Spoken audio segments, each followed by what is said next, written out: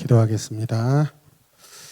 하나님 아버지 감사합니다. 오늘도 교리대학으로 저희들을 이곳에 또 있게 하여 주시고 하나님의 말씀으로 교훈하시는 그 모든 것들이 영적 교훈들이 우리에게 잘 적용되게 하여 주시고 이해되게 하여 주시옵소서. 살아있는 교리가 되게 하여 주시옵소서. 예수님의 이름으로 기도드립니다. 아멘. 지난주에 제가 말씀드린 그 예습 좀 해오셨어요?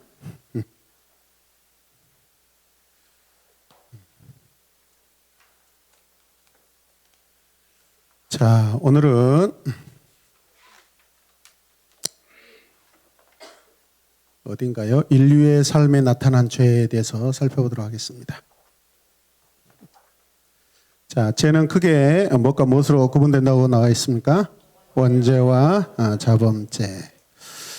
지난 시간에 제가 이 교재에서는 원죄보다 자범죄를 더 크게 하나님이 여기신다라고 하는데 그 이유를 한번 생각해 보시라겠습니다. 자, 첫 번째 원죄입니다. 원죄의 정의 같이 읽을까요? 최초의 죄로 인해 모든 인류가 모태에서부터 죄를 가지고 태어난 것을 말한다. 아담은 모든 인류의 대표자로서 범죄한 것이므로 아담의 우선인 모든 인류는 아담과 동일하게 죄 아래 나타나게 된다. 아담의 우선인 모든 인류는 아담과 동일하게 죄 아래 태어나게 된다. 모든 인류는 자신도 모르는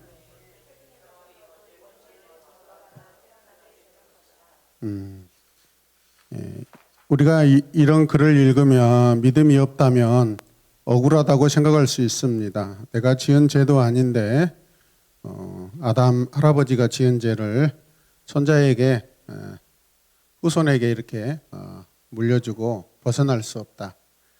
믿음이 없는 사람들은 불공평하다고 생각할 수 있습니다, 여러분. 자, 여기에서 이 아주 중요한 단어가 하나 나오는데 원죄를 전가받게 된다라고 되어 있습니다. 이게 무슨 의미죠? 책임을 넘겨준다라는 의미도 있지만은 더 좀 강합니다. 의미가 넘겨서 씌워버립니다. 자, 그 다음에 왜 한 사람도 예외 없이 모든 죄를 범하고 있는 것인가? 그것은 사람들의 본성에 죄의 쓴뿌리가 있기 때문이다. 우리는 이 쓴뿌리를 원죄라고 부른다. 이 죄를 원죄라고 부르는 이유는 다음과 같다. 여기에서 왜 한 사람도 예외 없이 모두 죄를 범하고 있는가? 우리가 지금 이 교재에서 제가 계속해서 잘 이해되게 하고 제가 지금까지 가르치고 제가 공부하면서 여러분 성경과 교리는 성도의 삶에 잘 적용되고 이해돼야 할까요? 어려워서 이해하지 못해야 될까요? 잘 이해되고 100% 적용돼야 됩니다. 그래서 우리 신앙생활에 잘 적용되지 않고 애매모호하다면 그거는 온전한 교리가 아닙니다. 자, 그래서 한 사람도 예외 없이 모두 죄를 범하고 있다고 말씀합니다. 이게 무슨 죄죠? 구원에 이르지 못한 그 상태를 말하는 것입니다. 그래서 지금 오늘 우리가 이 원죄와 원죄를 공부할 때 우리의 머리에 딱 아예 스위치를 딱 켜놓고 있어야 되는 것이 구원의 관점, 구원의 관계에서예요. 이걸 우리가 선행해 놓지 않으면은 지난번에 하나님의 하나님의 형상의 일부가 우리 안에 남아 있다고 하는 것이 또 여기서 배치가 될 수 있어요. 그래서 구원에 이르지 못한 삶을 사는 형태를 범죄라고 합니다. 범죄. 구원받지 못한 상태, 구원받지 못하는 삶을 사는 것을 우리는 죄라고 범죄라고 이야기합니다. 구원받지 못한다는 것은 하나님과 구원의 관계가 있다 없다? 없다. 자, 밑에 1번을 살펴보시면 이 죄는 우리 각자가 범한 죄가 아니라 인류의 시조인 아담이 범한 최초의 죄로 시작된 것이기 때문이다. 아담은 인류의 조상이요 대표자이기 때문이다. 지금 아담이 인류의 조상이고 대표자이기 때문에 이 사람이 지었던 죄가 후손에게 전가된다. 이게 이해되지 않는 분들이 있을까요? 혹시 우리 안에 이곳에서 앉아있는 분 중에? 우리 불과 300년 전에 우리나라도 이런 삶의 구조적인 어떤 사회적인 역사적인 그런 상황 가운데 우리가 살았습니다. 그렇죠? 한 번 양반은 영원한 양반이고 한 번 종은 영원한 종입니다. 예. 특별히 어디 숨어서 사람이 알지 못하는 곳에 가서 신분을 위조하지 않으면 모를까. 그리고 또 나라의 왕이 또 주인이 신분을 바꿔주지 않으면 절대 벗어날 수 없는 제도였죠. 그런 걸 보면은 우리 이 동양뿐만 아니라 서양도 마찬가지입니다. 이거는 저는 성경에 근거된 역사의 어떤 그런 부분이라고 흔적이라고 저는 생각해요. 자, 그러므로 아담의 죄는 온 인류에게 악영향을 미쳐 모든 사람이 죄를 범하게 만든다. 이 죄는 우리가 태어나기 전부터 선천적으로 가진 죄이기 때문이다. 원죄는 후천적으로 얻어지는 죄가 아니다.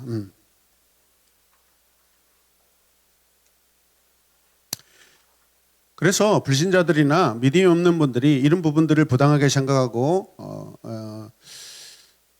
억울하다고 생각했을 때 당신이 죽는 게 그럼 억울합니까? 사람이 죽는 게 억울합니까? 우리 할아버지 할머니들이 다 돌아가셨는데 그게 억울한 일입니까? 지금까지 혹시 억울했다고 생각하고 그분들이 살아서 지금까지 나하고 계속 살아야 합니까? 라고 한번 그렇게 질문을 반문 한번 해보십시오. 죽는 것은 당연합니다.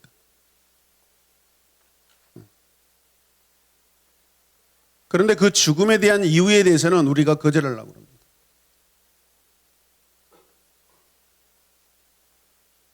자, 그래서 모든 자범죄는 원뿌리가 되기 때문이다라고 되어 있고요. 자, 원죄의 두 가지 요소가 있습니다. 같이 읽을까요? 원죄는 죄책과 오염의 두 요소로 구성된다. 자, 죄책. 자, 읽읍시다. 아담의 범죄로 인한 형벌이 우리 인류에게 전가되었으므로 아담의 후손들은 아담의 죄책으로 인하여 태어날 때부터 무거운 짐을 지게 되었다. 죄책이 뭐죠? 죄의 책임이죠. 네, 죄의 책임. 그래서 그 무거운 짐이 뭐예요? 오른쪽 로마서 5장 12절의 말씀에 근거하면 사망이죠. 이 범죄로 인하여 인류가 지어야 할 책임은 뭐예요? 사망이죠. 사망. 죄의 책임은 사망이에요. 자, 오염. 자, 보겠습니다. 함께 읽겠습니다. 아담의 범죄로 말미암아 인간은 원의를 상실하고 적극적으로 악을 행하는 존재로 그 성품과 성격이 타락한 것을 의미한다.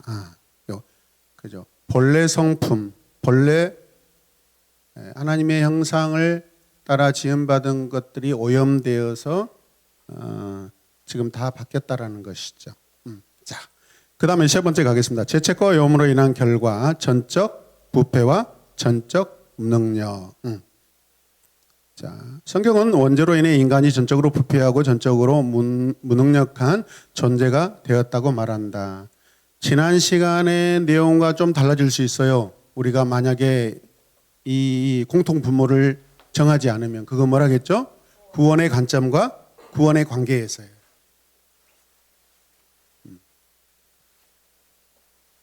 전적 부패와 전적 무능력은 선행되어야 될 것이 구원의 관점과 구원의 관계에서예요. 자, 밑에 1번 같이 읽겠습니다. 전적 부패란 죄로 말미암아 인간의 심령이 완전히 썩어 하나님과 바른 관계를 가질 수 없는 영역으로 전혀 선하지 않는 무가치한 상태를 의미한다.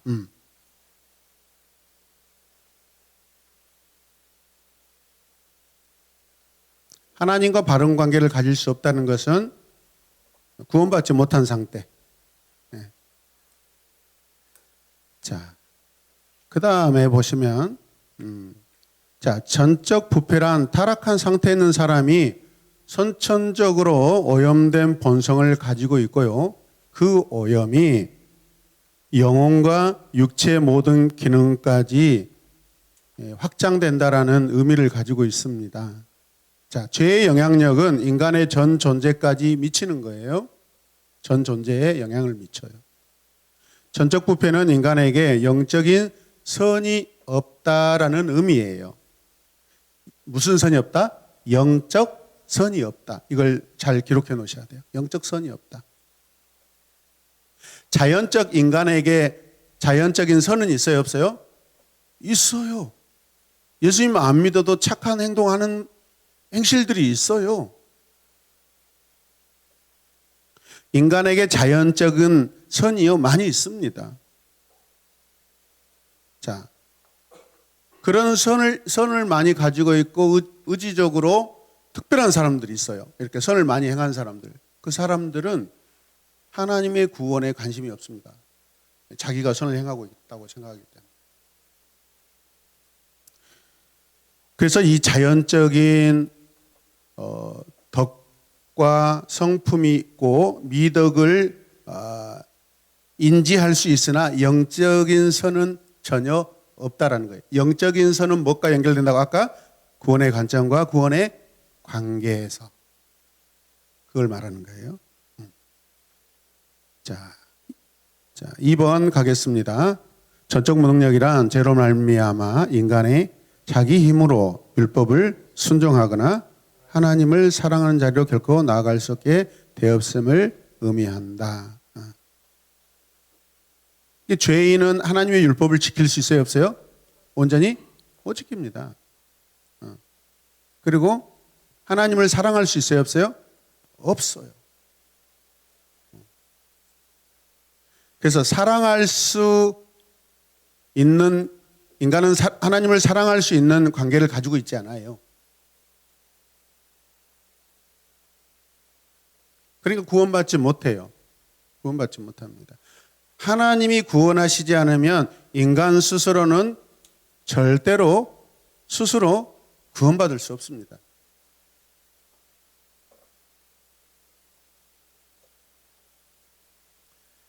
인간의 모든 행동은요, 구원의 관점에서 하나님과의 관계에서요, 불완전하고 결함이 있다는 의미에서 전적 무능력이라는 그런 뜻이에요.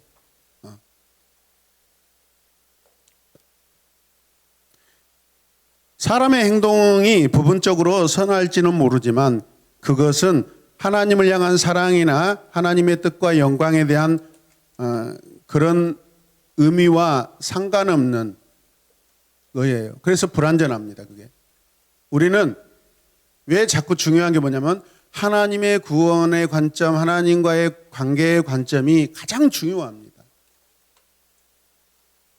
아무리 본성적으로 착하고 세상이 행하지 않는 어떤 사람 착한 일을 한다 할지라도 그거는 하나님이 정하신 기준의 선이 아니에요. 하나님과 관계가 끊어진 것은 전적 부패고 전적 타락입니다. 구원의 관점, 하나님과 관계에서. 아무리 도덕적으로 선할지라도 그 동기가 진실하지 않다라는 거예요. 오해 소지가 있습니다. 하나님과 관계가 끊어진 상태에서 그 사람이 아무리 선을 행하여도 자연적인 선을 행할지라도 하나님 밖에서 어떤 행위를 하는 것은 다 악한 거예요. 구원과 상관없기 때문에 하나님과의 관계가 없는 상태에서 하기 때문에 여지없습니다, 여러분.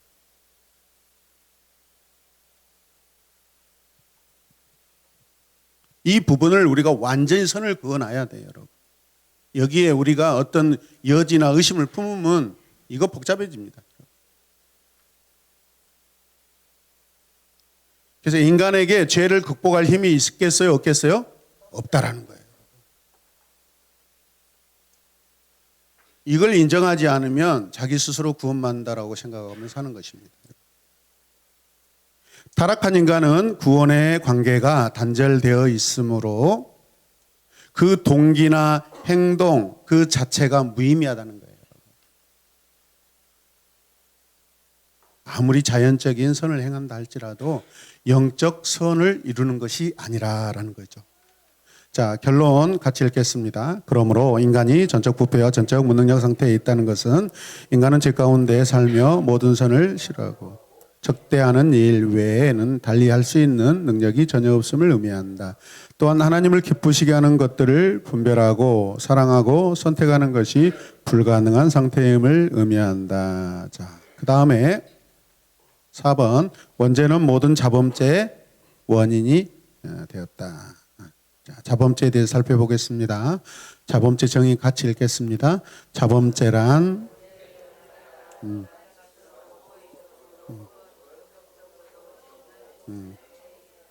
자범죄를 영어로 하면 뭐라고 하는 게 좋을까요? 김도현 집사님. 셀프 신이라고 해야 될까요? 셀프 메이크 신이라고 해야 될까요? 여기서 자범죄란 원죄의 영향을 받아 인간 스스로 고의적으로 혹은 적극적으로 짓는 범죄 행위다라고 했고, 나중에 가면 고범죄라는 단어가 나옵니다. 옛날 신앙인들은 옛날 우리 초등학교 때 중학교 때 그때 교회 안에서 목사님들이 설교할 때 고범죄 많이 했죠. 고의적으로 짓는 죄를 말하는 거예요. 그거는 자범죄 안에서 나타나는 거예요. 고의적으로. 자, 원죄는 하나이나 자범죄는 여러 종류이다. 자, 자범죄는 원죄보다 그 죄책이 훨씬 무겁다. 이게 굉장히 아이러니하고 논란의 소지가 있는 그런 부분입니다. 자, 자범죄는 각 개인의 의식적이고 자발적인 범죄 행위이기 때문이다. 자, 자범죄는 죄의 종류에 따라 그 죄책의 크기가 다르다. 모르고 지은 죄보다 알고 지은 죄에 대한 벌이 더 크며, 이게 뭐죠? 고범죄예요. 자, 인간이 실수로 짓는 과실죄보다 고의적으로 짓는 고범죄가 죄책이 크다. 4번 같이 읽게요.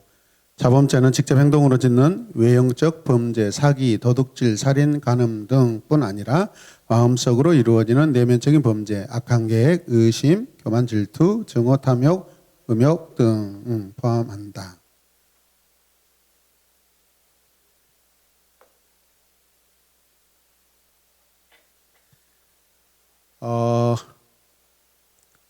내 부모님이 지금 가난해요. 그게 죄인가요? 아닌가요? 아니죠. 근데 아들 입장에서는 그게 싫어. 그래서 도둑질을 해서 가난을 면하고자 해요. 이게 무슨 죄예요? 자범죄, 고범죄예요.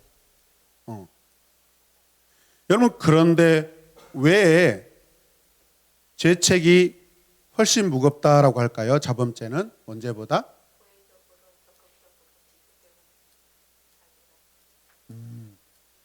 이게 이제 본질적인 정답이고, 더 깊이 한번 들어가 볼게요. 우리 복음서에 가면 이런 내러티브가 있어요. 예수님께서 종교 지도자들 앞에서 안진뱅이에게 너 일어나서 걸어가라 하는 것과 너 죄사함을 받았다 중에 뭐가 더 쉽겠느냐라고 이야기합니다. 이 본문 아시죠? 주님 편에서는 뭐가 더 쉬워요? 죄사함을 받는 게 쉽습니다. 선포로 끝나니까요. 근데 그 자리를 들고 일어가라는 것은 그 병자가 의지가 발동돼야 되고 자기가 결정해서 행동을 해야 되고 걸어가야 돼요. 주님이 가라게 해도 안 갈 수가 있단 말이에요. 근데 죄사함은 그거는 하나님 아들 예수 그리스도의 고유한 선포의 영역이기 때문에 훨씬 쉽습니다. 그런 관점에서 보면은 이 원죄는 누구의 책임이에요? 인간이 가지고 있긴 하지만 그 책임을 누가 이렇게 해결해야 돼요? 예수님과 하나님이 해결하실 분이에요. 근데 그것을 우리가 하나님께 책임을 묻지는 않잖아요. 우리의 죄지만은 근데 우리가 할 수 없는 것이기 때문에 하나님이 그건 해결하신다고요. 그런 관점으로 생각해 보세요. 그런데 자범죄는 다 내가 계획해서 지은 죄예요. 훨씬 더 무겁습니다. 해결 방법이 더 무겁습니다. 우리가 영원히 구원받는 것보다 내가 지은 범죄를 해결하는 것이 더 어렵습니다. 훨씬 어렵습니다. 과정이 어렵습니다. 양심의 동기가 막 발동되고 막 그걸 실천해야 되고 해결해야 되고 이게 되게 어렵습니다. 이게 어떤 의미죠? 구원받은 이후에 마치 우리가 성화를 이루며 사는 것이 자범죄를 해결하며 사는 거예요.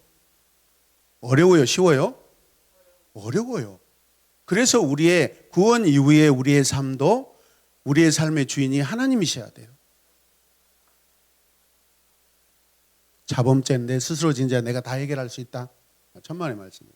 아니 그렇지 않습니다. 성령이 도우셔야 돼요. 내 회개가 일어나야 되고. 자범죄를 해결 못하고 쌓이면 이게 나중에 구원받지 못하는 상황에 이르기도 합니다. 연결이 될 수가 있어요.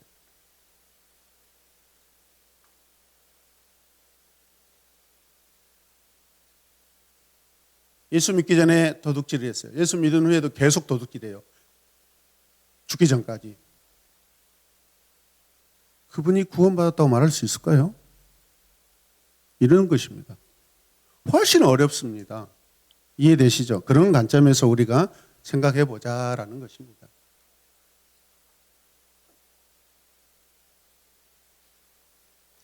이게 가끔 목사님들이 저도 예전에 부산에 있을 때 우리 목사님이 담임 목사님이 헷갈려가지고 반대로 이야기하셔버리더라고요.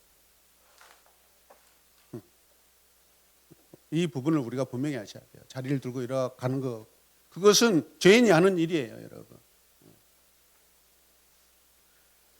자, 죄는 불신앙 하나님에 대한 등 돌림이라고 우리가 표현할 수 있어요. 죄는 타락한 인간이 저항하기 어려운 악을 행하도록 의지를 약화시키고 여러 가지 마음의 혼란을 유발합니다. 죄는 인간의 본성을 장악하여 스스로 선한 일을 도모하거나 목적과 가치를 지향하는 것을 어렵게 합니다. 그래서 인간을 쉽게 우울하게 만들고 외부적인 충격을 이겨나갈 힘과 에너지를 상실하게 만듭니다. 그리고 어떤 고통에 매우 취약하게 만듭니다.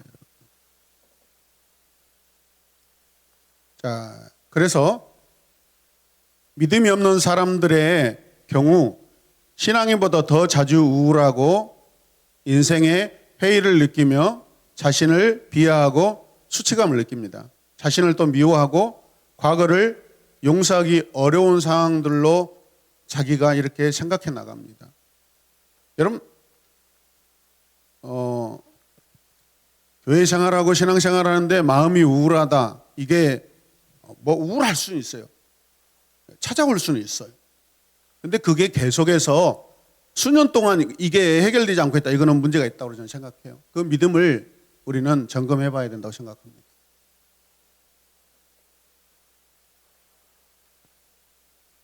이 우울증이라는 건 우리 믿음이 좋은 사람들에게도 찾아올 수 있습니다. 일시적으로 찾아온 것은 그것은 죄로 우리가 나아가지 못하게만 하면 되죠. 상황이 그렇게 만들 수 있으니까요. 목회자들이 예를 들어 설교하고 나서 제가 예를 들어서 목양실 올라가자. 오늘 설교 왜 이렇게 죽 썼냐. 이 말 하면 안 되는데 왜 이렇지. 진짜 나는 안 돼. 왜 그런 짓을 했지? 충분히 그런 상황이 있을 수 있습니다. 근데 그게 지금 내일이고 모레고 한 달 후고 이거는 문제가 있는 거예요. 여러분. 마치 이게 엘리야 콤플렉스와 같은 거예요. 큰 일을 이루어놓고 이게 그렇습니다. 사람이 아마 우리 뒤에 송 권사님도 그럴 거예요. 센터에서 정말로 몇 개월 동안 이렇게 어렵게 힘들게 준비해 놓은 프로젝트 사업 다 끝내고 너무 그 다음날 되게 허전해 버려. 그런 경우가 있어요. 그게 그 상황과 그 감정들이 나를 붙잡고 나를 저 지하로 끌고 가게 해서는 안 된다라는 거예요. 찾아올 수 있어요. 우리 인간이기 때문에.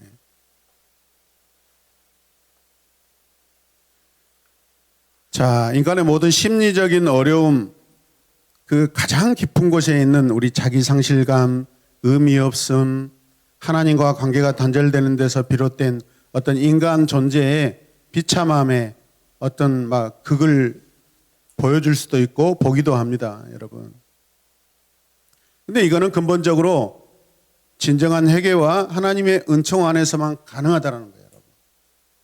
그래서 그런 마음과 그런 시간들이 찾아오면 우리는 하나님 앞에 회개하고 감사로 나가야 됩니다.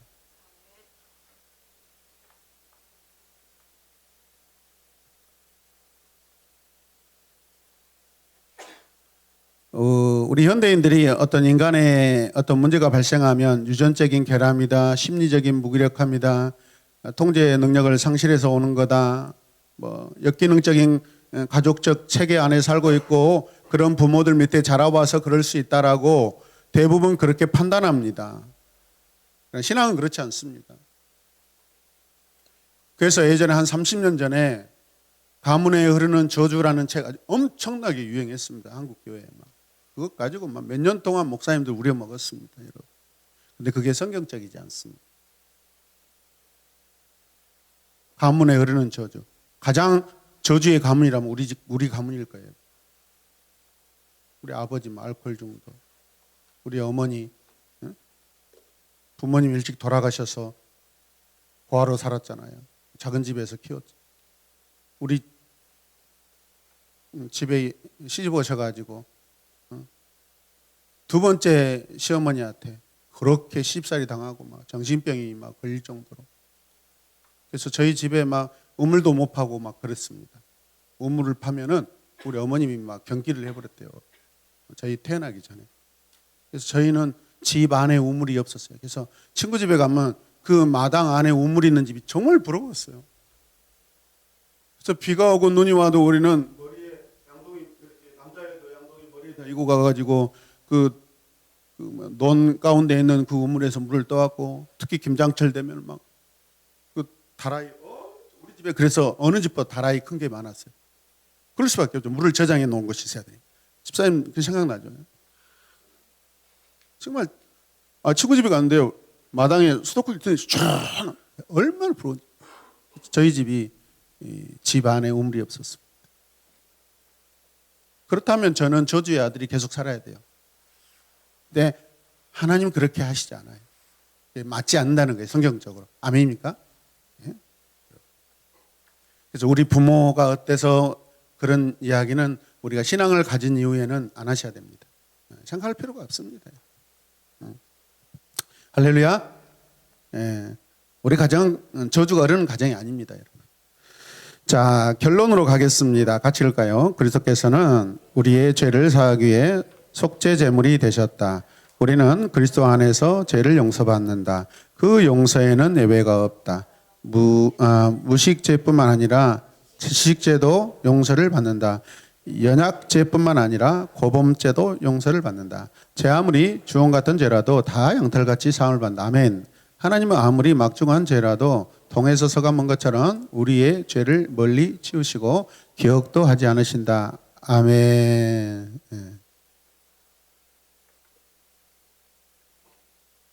자, 그러나 성경은 용서받지 못할 죄가 있다고 말씀하신다. 이게 뭘까요? 그래서 사도 요한은 그러한 죄를 범한 자를 위해서는 기도할 필요도 없다고 한다. 그러면 용서받을 수 없는 죄란 무엇일까? 자, 뭐예요? 성령 해방죄. 성령 해방죄. 자, 왜 이 죄가 큰지 보겠습니다. 자범죄 중에서 결코 용서받을 수 없는 죄는 성령을 해방, 못 오가는 죄이다. 정의 읽겠습니다. 성령의 해방죄란 성령의 증거를 받아 그리스도를 통하여 나타내신 하나님의 은혜를 알면서도 의식적으로 고의적으로 반대하고 악의적을 가지고 고의적으로 거부하며 성령의 역사를 어둠의 권세 잡은 자로 일로 돌리는 악한 행위로 말한다. 그래서 바알셰불의 힘에 집혀서 그 예수님이 뭐 귀신을 쫓고한다고 막 그렇게 이야기하잖아요. 그래서 성령 해방죄로 여기잖아요. 하나님의 공의를 행하고 있는데 거역하는 거죠. 자, 그래서 결정적으로 성령을 모욕하는 겁니다. 성령이 악의 근원에서 악에 기초하여서 나온 영이고 진리는 거짓말이고 그리스도는 사탄이라고 대담하게 선언하는 악한 죄예요. 여러분, 성령 해방죄가 굉장하죠. 자, 그 결과로 어떤 결과가 나옵니까? 성령 해방죄는 용서받지 못한다.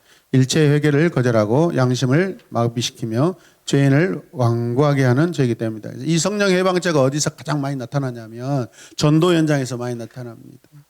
한 사람이 복음을 전하는데 마음을 열고 나오는데요. 그 무리 중에서 막 해방하는 사람들이 있습니다. 전도 현장에서 하다 보면 그런 사람들이 대표적으로 성령 해방하고 있는 그런 상황이고 죄입니다.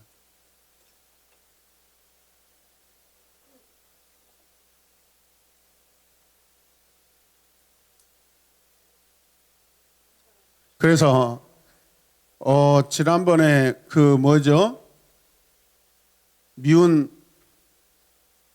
미우새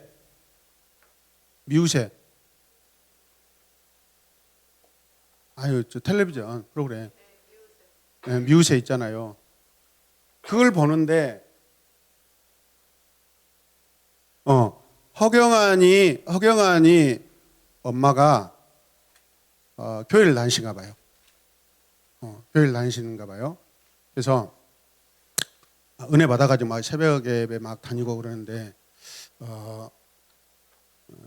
남편도 이제 구원 받아야 된다고 생각하고 당신도 오늘 새벽 예배 나하고 같이 갈라요? 그랬더니 여보 그 새벽에 가서 뭔 고생하니라고 그 기도하러 다니고 막 힘들게 그러 다니냐? 가지 말고 나하고 잠이나 자세. 그랬더니 허경환이 엄마가 아버지한테 뭐라 하면서 사탄아 물러가라! 이러면서요. 그 이야기를 방송에서 하시더라고. 그래서 허경환이 어머니가 저렇게 믿음이 좋으셨네 라고 생각했어요. 이것은 여당 같은 그런 그 유머러스한 이야기지만은 이런 것들 이거 그냥 보통 일반 가정에서 많이 일어나는 일들입니다. 일부러 막 우리 추성영 집사님도 예전에 대단했습니다. 주일날 딸 3명 데리고요. 일부러 저 대촌 이렇게 시댁에 가버리고요. 일부러. 제삿날 일부러 데려가 버리고. 애들 주일학교 못 오게 만들고. 무선집사하고 엄청 싸웁니다. 어차피 이거 안 들읍니다. 그리고 본인이 했던 정직한 그 이유는 뭐냐면 어머니한테 효도하려고. 친구 그 집안의 형님들하고 잘 지내려고. 술 먹고 놀고 이런 게 좋아서. 그 정리하는데 엄청 힘들었습니다. 그 정리는 어떻게 해결했는지 아세요? 결국에는 어머님이 돌아가셔서 해결됐습니다. 그게 사랑이 많은 것 같지 않은데 또 다르더라고요. 어머니를 엄청 이렇게 효도하는 척 하시더라고요. 그럼 엉엉 울어요. 근데 주일날 아침 되면은 제삿날이 다가오고 이렇게 그런 날 다가오면 요동을 칩니다. 그 집이. 애들 데리고 가버리고. 제가 이제 그랬지. 나중에는 애들이 크니까 아빠가 가자 해도 가지 말아라. 그냥 잘 이해되기 위해서 하는 겁니다. 우리 중에 다 그런 집이죠. 박미연 집사님은 안 그랬습니까? 또 더하죠. 지금도 하고 계시잖아요. 자, 결과를 보겠습니다. 했고, 자, 성령 해방죄는 용서받지 못하다 일체 회개를 거절하고 양심을 마비시키며 같이 읽겠습니다. 죄인을 완고하게 하는 죄이기 때문이다. 특징은요, 1.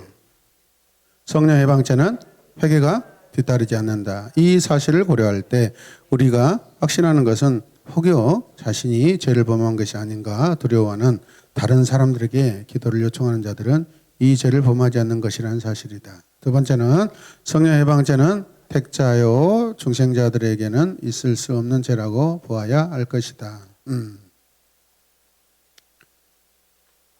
그런데 시험이 들면은 우리 집사님들 중에서도 이러한 자리에 가 계시는 분들도 덜어 나타나더라고요.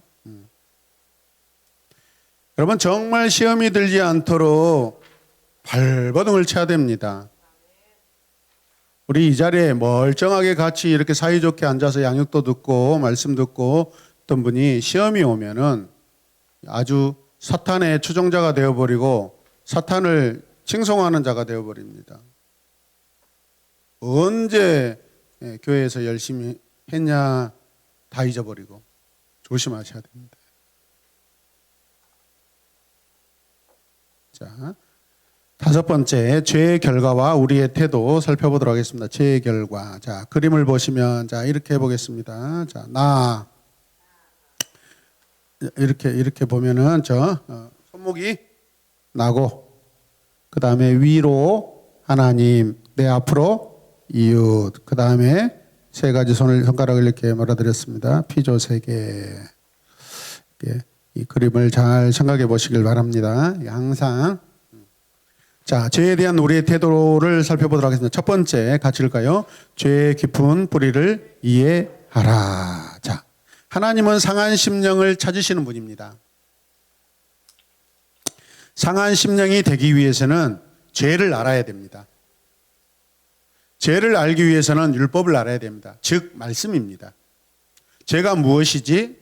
우리 인간으로 추측하는 게 아닙니다. 이미 기록된 성경 66권의 말씀, 그 말씀을 통해서 무엇이 죄인지 우리는 알 수 있습니다. 할렐루야.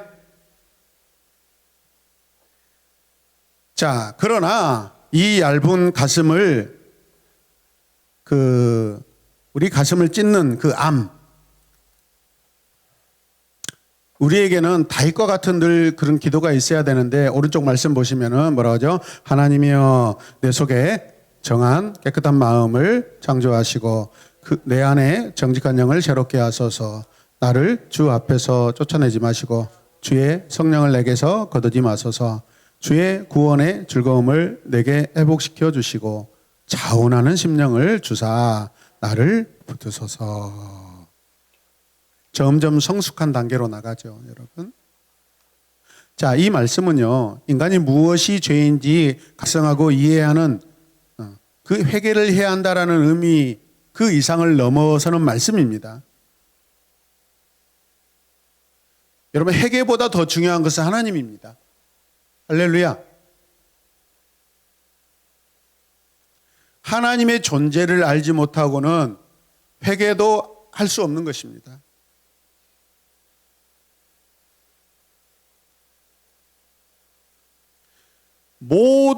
하나님이 모든 것의 원칙이 되신다라는 것, 하나님이 죄와 선을 구별하시는 기준이 되신다는 것, 그러므로 항상 나를 살피실 뿐 아니라 이 성경 말씀 안에서 제가 무엇인지 다 알려주셔요. 성령께서 깨닫게 하시는 잘못이 무엇인지, 그래서 우리는 꼭 돌아봐야 합니다. 아멘.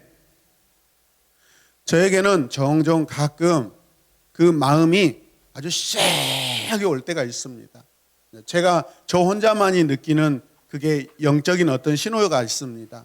그럴 때는 성령께서 지금 내게 뭐 말씀하시고자 하는구나 라고 제가 항상 느끼는 그 신호가 옵니다. 저에게는 그게 있어요. 뭉클하면서 쇠해집니다.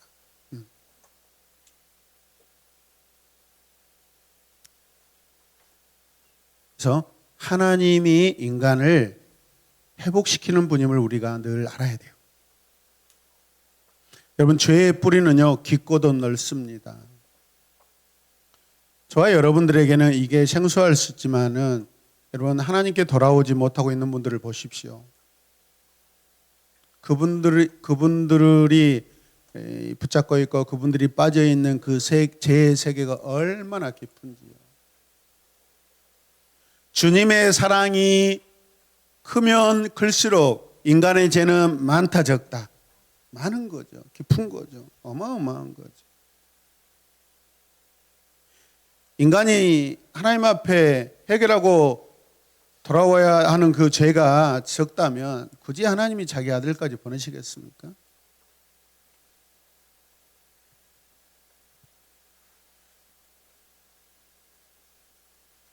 그래서 우리는 우리 개인의 죄뿐만 아니라 우리가 속한 공동체나 우리 사회에, 국가에 도사리고 있는 그런 죄의 뿌리들을 반드시 해결해야 돼요. 저는 이번에 우리나라 정치를 보면서 뭐 대통령 영부인 그걸 떠나서 어떤 사람을 떠나서 우리 안에, 우리 국가 안에 이 무속과 이 불신앙이 얼마나 주류를 이루고 있는가. 그것들이 마치 여러분 불과 3, 40년 전에는 아무리 지금 뭐 조중동이 지금 원수가 되어 있지만은 지금 뭐 보수한테는 조중동일지라도 그 신문에 무당 그런 광고 안 냈습니다. 부끄러워서. 그렇죠. 안 냈잖아요. 어느 순간에 이게 뭐 돈이 세상의 주인 되면서 철학관 막 밑에 마저 수백 개 백운학 철학관 그런 것들이 공공연하게 요즘에 신천지도 막 내줘 버리잖아요. 반지에다가 다 내줘. 예전에 무당 이야기하는 거 우리 국가적으로 우리 그 마을 안에 정서적으로 굉장히 창피하고 수치스러운 일이었습니다. 근데 지금은 무당들이 마치 뭐 큰 벼슬한 것처럼 막 방송에서도 막 떳떳하게 나와서 막 이렇게 주술을 하고 막 이렇게. 이게 국가가 해결할 일입니다, 여러분. 이것을 누가 해결해야 되겠어요? 우리가 해결해야 됩니다. 그걸 알고 있는 우리가 해결할 일이지 그분들에게 뭐라가 죄는 지난 주일에 말씀드렸듯이 이 세상의 죄는요. 과거의 죄, 미래의 죄 계속 그 죄가 그 죄고 영원히 그 죄는 주님 오실 때까지는 존재합니다.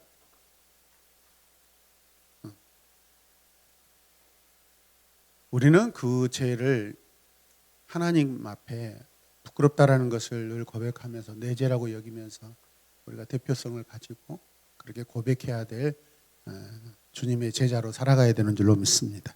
할렐루야. 네. 두 번째는 뭐 합니까? 즉시 회개하라. 즉시 회개하라. 사울과 다윗의 차이점이 뭐죠? 즉시 회개의 차이입니다. 즉시 회개의 차이입니다. 그런데 이게 아까 뭐라 그랬죠? 상한 심령이 있는 사람들에게는 이게 가능해요. 그래서 우리 심령이 돌같이 딱딱해지지 않기를 우리가 많이 기도해야 됩니다. 항상 우리 이 마음, 심령, 가슴이 말랑말랑하게 있는 상태로 유지하도록 늘. 그래서 책도 읽으시고 음악도 들으시고 찬송가도 많이 들으시고 성경도 많이 읽으시고 이웃사랑에 대해서도 우리가 많이 실천하기도 하고 또 생각도 해야 되고.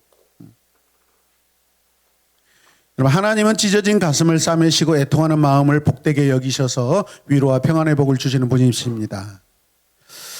자, 대부분 경건한 성도들에게는요, 용서받지 못할 죄에 대한 두려움이 있어요. 좀 상당히 심각하다고 여겨지는 죄를 범하고 나면은 이것이 바로 혹시 용서받지 못하지 않을까라는 걱정이 막 앞서고 그렇습니다. 고민도 많이 합니다. 경건의 성숙도가 더한 사람일수록 작은 죄라 할지라도 굉장히 고민도 많이 하고 민감하게 여깁니다. 꿈속에서 막 그 원치 않는 죄 짓는 거 있잖아요. 아침에 벌떡 일어나고 무릎 꿇고 침상에서 무릎 꿇고 아이고 하나님 죄송합니다. 저도 그런 때 많았거든요. 목사님 그런 때 없어요? 저는 최근에 막 어떤 사람들과 엄청 싸우는 꿈을 꿔가지고 꿈속에서 피해자였어요? 그 교수님 때문에 피해 트라우마가 좀 있으신 것 같은데. 네, 지난 한 주간은 우리 가족이 참 즐거웠습니다. 교수님께 8번인가 6번 이렇게 리젝트 당해서도 마지막까지 그냥 승리하는. 그래서 우리 애인한테 야, 언니가 간증해 줬거든요. 야, 한번 들어볼래? 양 집사님이 이랬단다. 나는 괜찮아.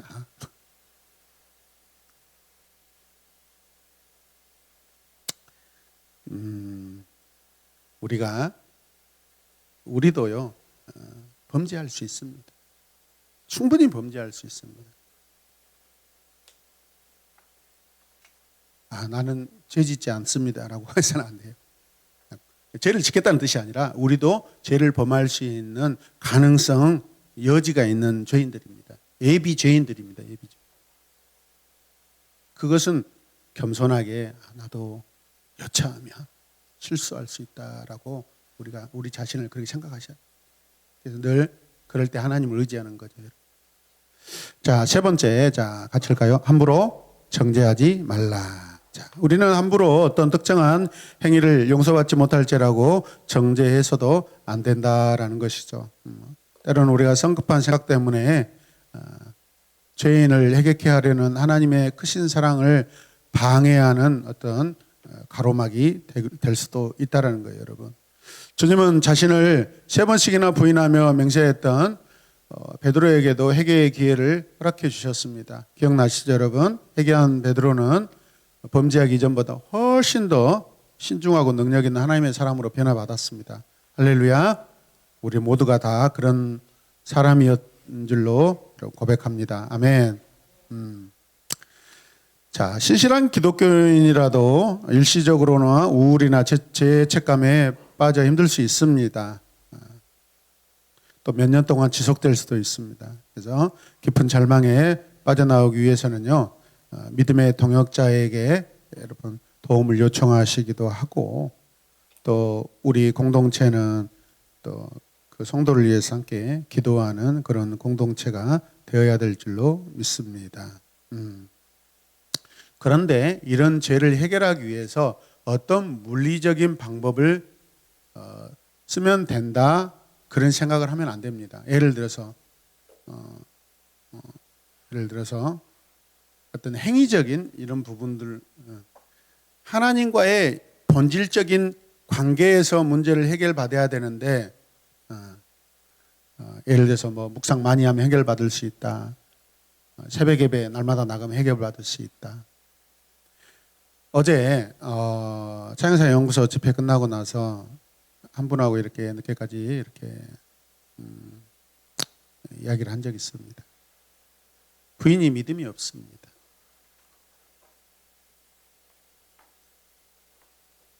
근데 과거에 교회 다닐 때 새벽기도 나가는 걸 좋아했고 뭐 좋아했겠습니까? 그나마 새벽기도를 다녀오면 신앙적인 이야기를 좀 이렇게 했었다고 이야기해요. 새벽기도를 나가면은 믿음이 좋아진가요? 저는 그렇게 생각하지 않습니다. 그거는 근원적인 것이 아니라고 생각합니다. 우리가 믿음을 키우기 위해서 새벽기도를 다니고 예배를 드립니까? 저는 그렇게 생각하지 않습니다. 어떤 행위로 인하여서 내 믿음이 키워지는 건 아닙니다. 외적인 행위로 인하여서. 하나님 그 자체를 우리가 사랑해야 됩니다. 이게 본질입니다. 행위로 어떤 구원을 얻고 행위로 어떤 신앙의 어떤 효과나 어떤 것을 얻으려고 하는 건 큰 잘못입니다. 우리 한국교회가 놓친 것이 바로 이것입니다. 엄청난 부흥을 이룬 우리 한국교회, 그 중심에 여기서 부흥이라는 것은 숫자적인 프로테지의 부흥을 말합니다. 거기에 새벽기도가 있었습니다. 새벽기도 저 엄청 좋아하고 저 미쳤던 사람입니다. 새벽기도 무용론자는 아닙니다. 저는 새벽기도 귀하다고 생각합니다. 잘못 여긴다라는 것입니다. 우리 한국교회가 예를 들어서 세계적으로 가장 많은 예배 횟수를 드리는 나라가 우리입니다. 우리나라입니다. 내용적인 면에서 질적인 면에서 형편없습니다. 미국 타락했다 그러죠. 여러분 그렇지 않습니다. 나라가 커서 그렇게 보일 뿐이지. 전 세계를요, 영적인 것 주도하고 있는 나라가 미국이고요. 미국, 영국 숨겨져 있는, 예를 들어서 엘리베이션 워십, 뭐 베델 워십, 지저스 컬처, 지저스 아미, 막 이런 단체들 보면은요, 예배의 깊이가 우리 마커스나 어노인팅 뭐 차원이 다릅니다. 물론 그런 그 서구 문화는 정말 오픈하는 것 때문에 더 사실은 좋은 부분이 있죠, 사실은. 그런데 저는 문화적인 그런 영향보다는 그분들이 고백하고 드리는 예배의 모습을 보면 진짜 진실합니다. 성령이 정말 기름 부음이고 정말 특별합니다. 한국교회가 붕괴됐던 예를 들어 마커스가 전 세계에 막 이렇게 이름을 떨치고 그러지는 않습니다.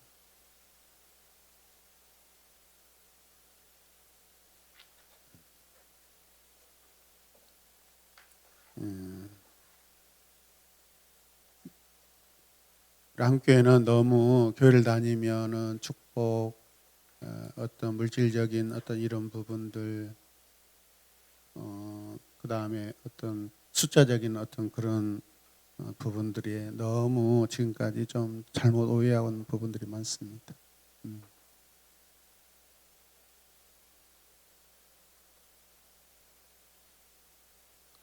6만 명의 교회가 자기 교회에 10,000명 남기고 5만 명을 500명씩 나누면 몇 개가 됩니까, 김 선생님? 예? 5만 명을 500개로 나누면 몇 명이죠? 몇 개입니까? 500개, 500개. 5만을 500으로 나누면 몇 개가 돼요? 그러죠. 그러면 전국에 500명 모이는 교회에 100개를 세울 수가 있어요. 예를 들어서. 저는 그런 차원으로 좀 우리가 구석구석마다 이렇게 정말로 건강한 교회들이 이렇게 세워지도록 대형 교회들 역할을 해야 되는데 몸집 불리기, 그게 이제 정치적인 영향력이 가고 그런 부분 때문에 너무 제가 이렇게 사역했던 교회도 마찬가지입니다. 조영규 목사님을 그렇게 좋아한다고 합니다. 조영규 목사님은 예를 들어서 전국에 지교회들을 많이 세웠잖아요. 그래서 그게 시너지 효과가 많았거든요. 그래서 전 전국에 그래도 여의도 순복음교회 지교회 교회는요, 적어도 각 지방에 수천 명의 이상의 교회의 어떤 수적인 부흥을 이루었거든요. 근데 제가 있던 교회는요, 그 목사님을 좋아한다면서 본인은 정작 한국교회 단 한 교회도 지교회를 개척시키지 않고 후원하지도 않아요. 그런 부분들이 아쉽다라는 거죠. 그리고 우리 교회가 500명 교회라고 생각해 보세요. 건강함으로 굉장히 영적인 힘이 있습니다. 많은 일을 할 수 있습니다. 지금 우리의 어떤 숫자로 하는 것보다 더 많은 일을 좋은 방향으로 할 수 있다라는 거예요. 우리가 이런 고민을 좀 해야 된다고 생각합니다. 아멘입니까? 건강하지 않는 성도들 1,000명, 10,000명 있어봤자 세상에 어떤 영향력 없습니다. 깨어있는 여러분 한 사람 한 사람이 일당 100이고 일당 1000입니다.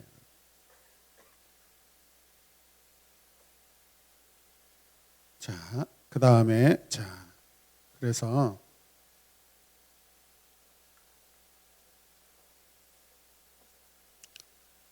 우리가 죄에 대해서 민감하고 분별을 분명히 가져야 되는 것 당연하지만은 내 앞에 우리 공동체 지체들의 어떤 그 죄들의 모습을 보며, 물론 저도 그런 이렇게 막 판단하고 정죄하고 많이 있습니다. 그래서 줄여가자고 서로 이렇게 다짐해 봅니다. 서로 다짐해 보고, 그거 뭐 정죄하고 심판해봤자 내가 해결할 수 없는 부분이다. 그 부분은 하나님만이 하실 수 있는 분이고, 그래서 우리는 더 성숙하게 기도하고 손잡아주고 하자라는 거예요. 할렐루야. 네. 자, 오늘 본 강의는 여기까지 마치겠습니다. 그래서 다음 주는 언약에 대해서 하도록 하겠습니다. 자, 한 2분 드릴까요? 2, 3분 드리겠습니다. 좀 정리하고 하시면서 오늘 내 마음에 와닿았던 내용이나 그런 부분이 있었다면 함께 나누고, 또 궁금한 거 있으면 또 질문 서로 하도록 하겠습니다. 음악 좀 조금 틀어주세요.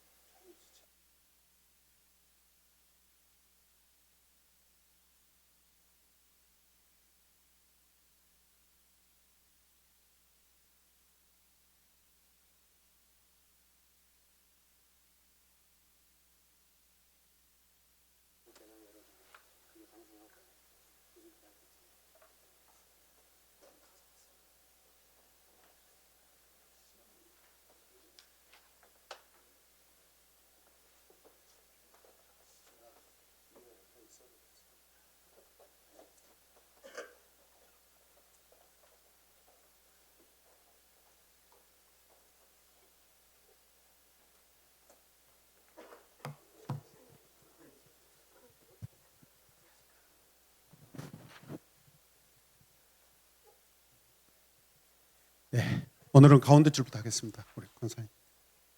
마이크 앞 주십시오.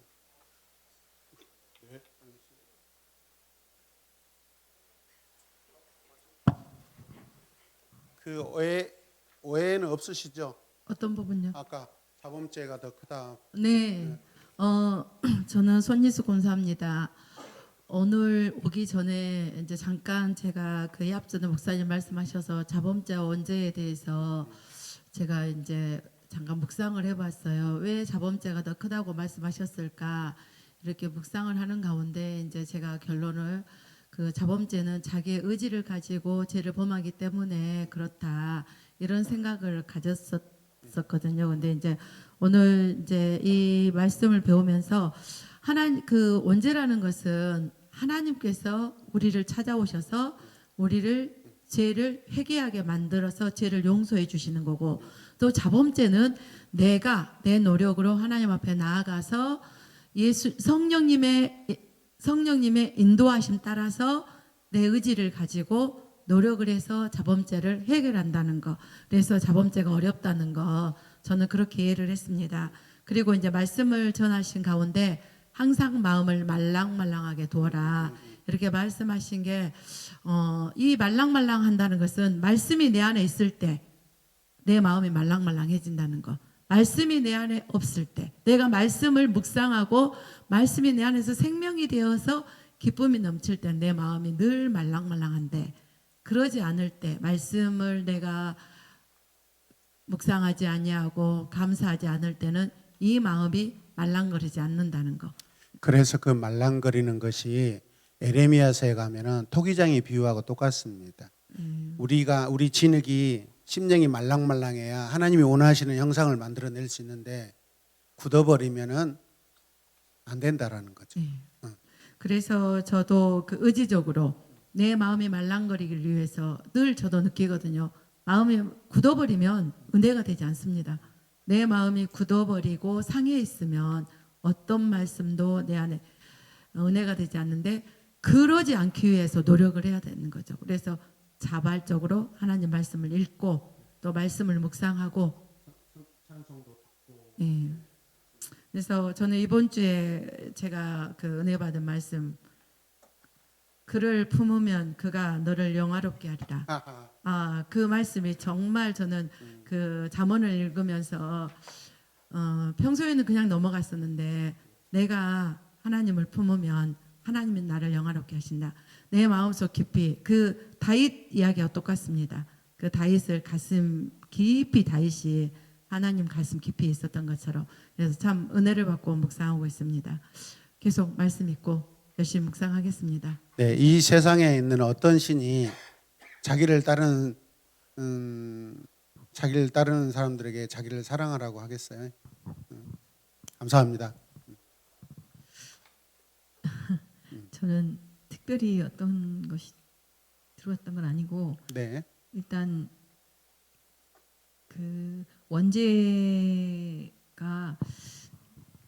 왜 우리에게 이렇게 전가되는가에 대해서 생각해 봤을 때 이제 저의 묵상은 하나님 앞에 거룩하신, 완전히 거룩하신 하나님 앞에 아담이 범죄한 그 죄가 이미 흠으로 들어왔기 때문에 우리 인간은 어차피 다 흠이 있는 자로 하나님 앞에 설 수밖에 없겠구나 이런 생각이 들거든요. 그래서 일단 저의 생각으로는 원죄가 그냥 인정이 되는 상황이고요. 아멘. 그다음에 또 하나는 아까 자범죄가 더 크다를 설명하셨을 때 목사님 말씀은 이해가 됐어요. 뭐라고 하셨냐면은 주님 입장에서는 죄사하는 것이 쉽다. 후자는 자신의 의지가 필요하기 때문이다. 그럼 그걸 우리 입장에서 생각해 봤을 때 우리가 죄를 지을 그러니까 잠깐만요. 예. 잠깐만요. 제가 말해도 되죠? 네. 근데 이게 오해 소지가 있어요. 실제로는 원죄가 더 커요. 그러나 내 그러니까, 인간의 네. 일상으로 봤을 때는 자범죄가 크다는 뜻이에요. 이게 오해하시면 안 돼요. 예. 근데 예, 말씀하십시오. 또 헷갈리네요. 그러면 아니 근데 하나님께서 원죄를 해결해 주실 것이기 때문에 목사님 말씀으로는 원죄를 해결해 주실 것이기 때문에 우리 그것은 하나님이 하나님만이 하실 수 있는 부분이 예, 있다는 거죠. 그러죠. 예, 그래서 고범죄는 내가 죄를 선택하고 또 나에게 책임이 있는 그렇죠. 그런 것이기 때문에 자범죄를 크게 그리고 성령도 해방할 수도 있는 건 나잖아요. 예, 근데 원죄는 이미 정해진 거라 예, 그거에 대해서는 정해진 심판이 있고 또 그 해결도 주님께 있으니까 그거는 우리 영역이 아니잖아요. 예, 네, 그런 반면 네. 그 맥락은 이해가 됐거든요. 근데 저에게 퀘스천 마크가 하나 들어온 게 있었어요. 예, 그거 뭐냐면 아니 그것을 설명하는 과정에서 네. 아까 사람들에게 그 했던 복음서의 말씀 죄 사하는 것과 일어나 걸어라 하는 것이 어느 것이 쉽겠느냐 거기에 답은 안 나왔지만 그 문맥 성경 말씀의 문맥으로 봐서는 주님이 뭐라고 그러시죠? 주님이 그 상황에서 예, 주님이 바라시는 것은 뭐였어요? 그러니까 그게 종교 지도자들 입장에서는 죄 사하는 것은 사람들이 할 수 있는 말이 아니에요. 그러니까 더 어려운 일이죠. 예, 예, 그렇죠.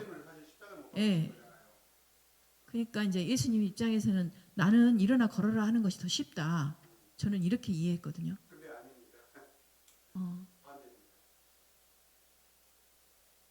그 부분을 자세히 보시면은 네, 이 부분을 죄 사함을 선포할 수 있는 선언할 수 있는 자는 나다. 지금 그 자가 너희들 앞에 있는데 그걸 모르고 있다. 그 맥락에서 이 부분을 보셔야 됩니다. 저는 그것에 대해서 좀 반대로 생각하고 계시잖아요. 예. 그래서 주님 편에서는 죄 사함이 더 쉽습니다. 주님이 그냥 하시는 일이기 때문에. 예, 예. 주님 편에서는요. 주님 편에서는 하기 쉽죠. 그래서 죄상을 받아 이게 쉽죠. 그러니까 복음서에 보면 죄상을 받아놓으라 쉽잖아요. 더 이상의 부과는 없습니다. 그러니까 그 사람은 어떻게 되죠? 나중에 제가 주님을 길에서 따르겠습니다. 나와버리잖아요. 죄상을 받았다는 거잖아요. 그 사람은. 결과를 보면 그 사람은 길에서 주님을 따랐다는 건 제자가 됐다는 거거든요. 예. 목사님 말씀대로 주님 편의 입장에서 네. 생각을 할 수 있는 건데 저는 그 내용 맥락으로 어느 것이 더 쉽겠느냐 그렇게 했었거든요. 네네네. 예. 그러니까 약간 그 부분이 애매모호합니다. 이제 일반적으로 그냥 봤을 때. 예. 네. 신성모도 주님이 종교 지도자들한테 이렇게 죄를 사하는 권세가 하나님의 그걸 모르고 있으니까 이걸 말씀하는 거죠. 뭐가 더 쉽겠느냐 하면서. 감사합니다. 네, 민계화 집사입니다. 제가 지난주에 그 고백했던 것처럼 그 원죄에 대한 그 억울함 그런 것들이 내 안에 하나님이 없었을 때 나타났다라는 것을 고백을 했었는데 그것을 좀 더 확고하게 생각할 수 있는 시간이었고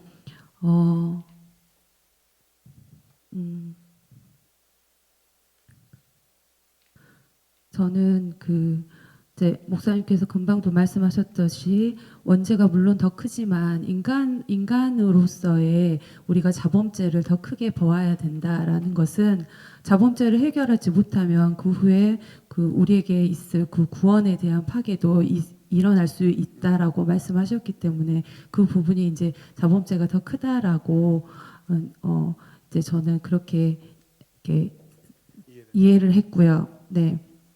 그러므로 내가 얼마나 하나님을 그 마지막에 122페이지에서도 죄에 대한 우리의 태도를 보고 죄의 결과를 봤을 때 그 손가락을 보면서 저희 늘 그러잖아요.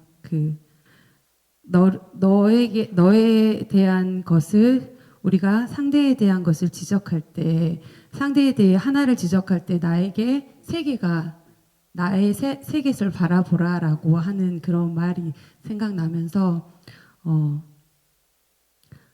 죄의 깊은 뿌리를 이해하는 것, 이 죄의 깊은 뿌리를 이해하는 것은 정말 하나님을 사랑하는 마음을 더 갖는 것밖에 없다라는 생각이 드는 게, 이제 이거는 또 저희 가정의 이제 그 경험담인데, 최근에 이제 지율이가 이제 목사님께서도 말씀하셨는데, 지율이가 그 말씀 여행 때 하나님을 만났다라고 저한테 이야기는 했어요. 근데 이제 그게 그래 하고 그냥 저는 그냥 아무렇지도 않게 넘어갔는데, 어느 날 둘이 이제 기도를 하러 와서 봤는데 얘가 방언으로 기도를 하는 거예요. 그래서 저는 저도 이제 그 생각을 한 거죠. 얘가 기도하기 싫으니까 그냥 이렇게 거짓으로 하고 있는 것 같다라는 생각이 들어서 저도 야, 너 지금 뭐 하냐? 이제 그렇게 이야기하면서 했는데, 그 후에 이 아이의 고백이 그 아주 오래 전부터, 오래 전에 자기가 마음속에 불편했던 것들의 죄의 고백들을 계속 해 가면서 울면서 이제 저한테 고백을 하는 거예요. 이제 그래서 이제 저는 그렇게 이야기했죠. 지우리가 그런 고백들을 하는 게 죄를 깨닫게 하심도 하나님이시다. 엄마한테 하지 말고 하나님 앞에 가서 죄 고백을 하여라. 이제 그래서 이제 교회 가서 그렇게 펑펑 울면서 기도를 했다라고 하더라고요. 그러니까 그러한 것, 그렇게 이 작은 아이조차도 하나님을 사랑하는 마음이 생기고 그 마음이 있었기 때문에 그 죄의 고백이 된 것처럼, 제가 이제 여기에 그 자범죄의 결론을 내릴 때 그렇게 써놨어요. 우리는 그리스도 안에 죄를 용서받는다. 그 용서에는 예외가 없다. 무식한 죄뿐만 아니라 지식죄도 용서를 받는다. 언약죄뿐만 아니라 고범죄도 용서를 받는다. 진정한 회개가 필요하다라고 이렇게 이야기를 제가 이렇게 코멘트로 적어놨는데, 정말로 우리 마음속에 하나님을 사랑하는 마음이 깊이 뿌리 내려지고 하나님을 이해한다면 그 안에 진정한 회개가 나타난다라는 것을 이제 지율이 사건을 통해서도 제가 이제 알 수 있게 되었는데, 오늘 말씀을 통해서도 상한 심령을 찾으시는 하나님, 심령이 가난한 자, 날마다 내가 심령이 가난한 자 되어서 그 성령 하나님의 도움을 구하고 충만을 구하며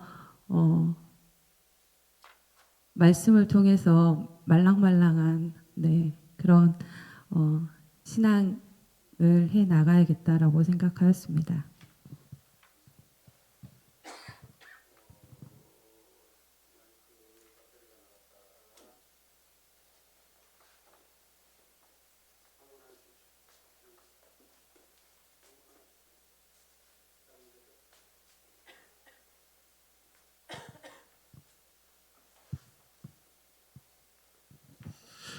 예, 그 우리 민기 집사님 좋은 고백 감사하고, 그래서 요즘 보면은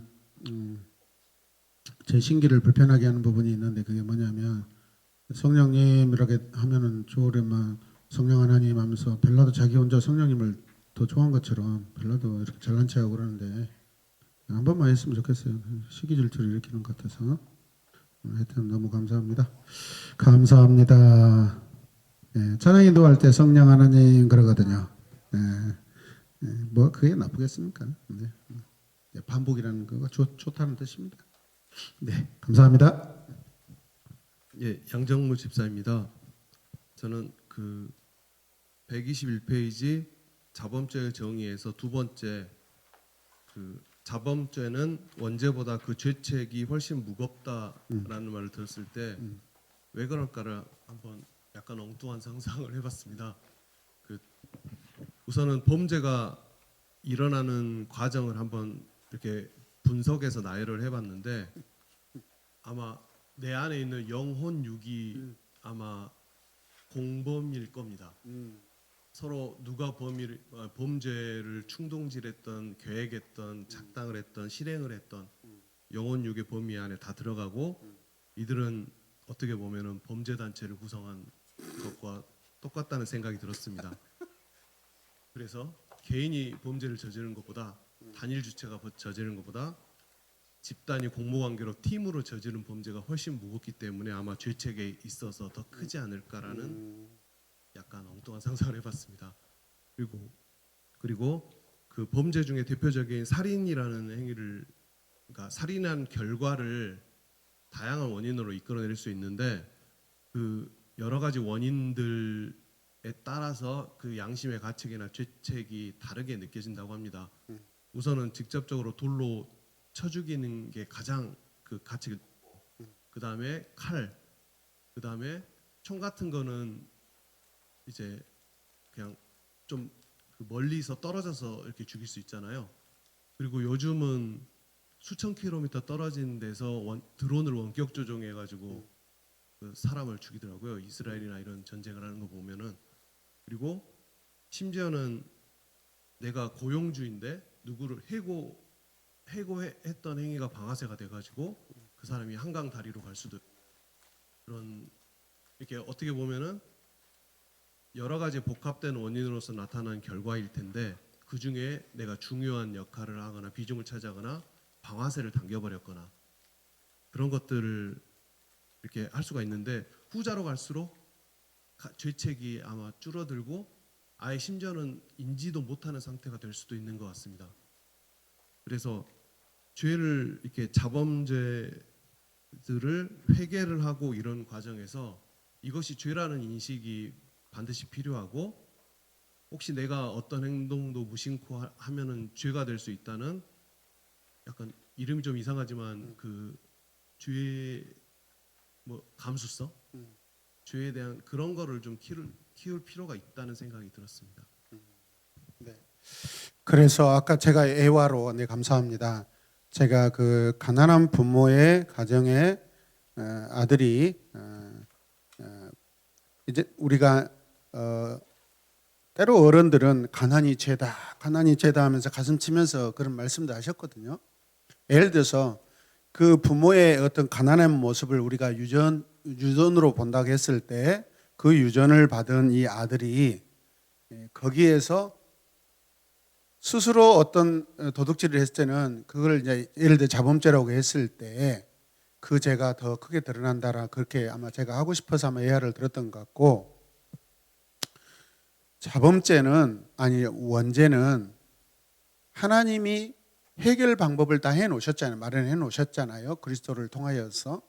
그런데 우리가 자범죄에서 가장 큰 죄가 뭐라겠죠? 성령 해방죄로 해가지고 구원받지 못하는 영역을 가버린다 이 말이 있죠. 원죄는 하나님이 해결책을 해놨어. 자범죄는 내가 성령을 해방하면 그것은 하나님도 할 수가 없는 부분이라는 이야기죠. 그런 차원에서 하는 거예요. 예, 감사합니다. 죄의 감수성. 조원희 집사입니다. 네. 저는 이번 과에서 성령 해방죄를 한번 묵상해봤습니다. 성령 해방죄의 정의가 제가 평상시에 생각했던 것보다 조금 좀 좁은 범위 같아가지고 성령 해방죄란 성령의 증거를 받아 그리스도를 통하여 나타나신 하나님의 은혜를 알면서도 의식적으로 반대하고 악의를 가지고 고의적으로 거부하며 성령의 역사를 어두움의 권세 잡은 자의 일로 돌리는 악한 행위를 말한다. 보통 아까 목사님께서 말씀하셨듯이 전도 현장에서 가장 이렇게 좀 많이 나타나지 않냐라고 했듯이 믿지 않는 사람들이 성령님을 모욕하고 해방하는 것도 성령 해방죄라고 생각을 했는데 그보다 가장 결코 용서받을 수 없는 성령 해방죄가 하나님을 은혜를 알면서도 악의적으로 이걸 고의적으로 거부하고 또 그 권세 잡은 사탄의 일로 돌리는 그런 행위를 성령 해방죄라고 했다는 것에 대해서 다시 한번 생각을 해봤고요. 제가 요즘에 친정집 일을 왔다 갔다 하면서 아무래도 주일이나 뭐 예배를 수요 예배를 몇 번 놓치고 하면서 느끼는 건데 믿지 않는 저희 친정 언니들이나 저희 친척들이나 그분들은 이 당연하게 생각을 하더라고요. 예배 참석을 하지 않는 그것도 주일도 아니고 무슨 수요일 날 꼭 가야 되냐는 식으로 하길래 이번에 시골에 가서도 오래간만에 교회를 가봤죠. 시골 교회를. 근데 그분들도 왜 요즘에는 안 오냐 뭐 이제 하면서 주일을 그냥 본교에서 지키고 싶어서 요즘에 안 옵니다라고 했더니 뭐 꼭 본교에서만 지켜야 되냐고 이 시골 교회도 한 번씩 와야지 이렇게 말을 하더라고요. 이제 그러면서 그래도 교회 다니신 분들이 그러는 거는 그래요. 뭐 내가 있는 하나님 내가 즐거움으로 하니까 어느 곳에서 지켜도 되지만 믿지 않는 저희 친정 언니들이나 뭐 부모님 엄마랑 이렇게 말할 때는 꼭 정말 나를 승질하게 하는 게 아니라 하나님도 기쁘시지 않게 하는 그런 말인 것 같아가지고 그래서 예배를 몇 번 빠지면서 정말 가슴이 아팠고 더 이 성령 해방제란 단어를 딱 접하면서 어머 우리 언니나 우리 엄마도 회개가 안 되는 거야 하는 그런 생각이 갑자기 들어서 그분들이 만약에 모르고 했다면 어떻게 되는 건지 한번 여쭤보고 싶어요. 그분들은 저희 친정 식구들은 믿음이 없거든요.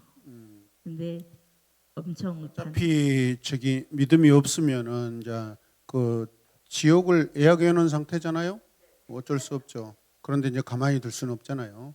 그래서 이제 그 살아 계시는 동안 구원을 이렇게 그 선물로 받도록 이제 그것은 그렇다면 하나님께서는 그때는 회개하고 돌아온다면 그럼요. 음, 지금 뭐 그것은 결정된 것이 아니고 지금 이 여기에서 나온 성령 해방제라는 거는 믿는 자가 성령님을 모독하고 했을 때 그렇지는 않습니다. 여기서 다 전혀 포함입니다. 다. 그거는 이제 교회를 다닌 것 같지만 사실은 그렇게 고백하는 자체는 이미 하나님이 없는 상태이고 없는 진짜 하나님을 알지도 못한 사람이 또 그렇게 하는 것이고 그런데 이제 그것은 결과적으로 이야기를 하는 것이고요.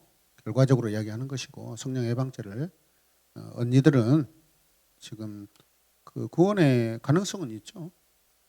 그래서 그거는 지금 결정내는 일은 아닙니다. 아멘. 네네. 걱정하지 마십시오.